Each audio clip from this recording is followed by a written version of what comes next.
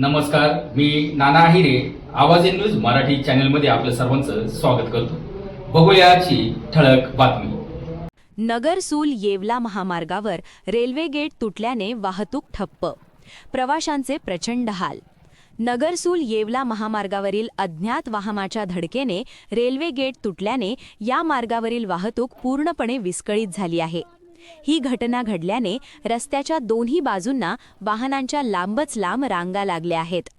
महामार्गावर वाहनांची मोठी गर्दी झाल्याने एसटी बसेस, खासगी वाहने आणि मोटरसायकल अडकून पडल्या आहेत.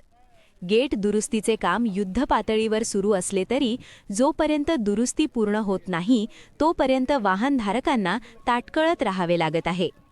स्थानिक रेल्वे प्रशासनाने वाहनधारकांना पर्यायी मार्गाचा वापर करण्याचे आवाहन केले असून लवकरात लवकर वाहतूक पूर्ववत करण्याचे प्रयत्न सुरू आहेत. आवाज एन न्यूज मराठी, येवला.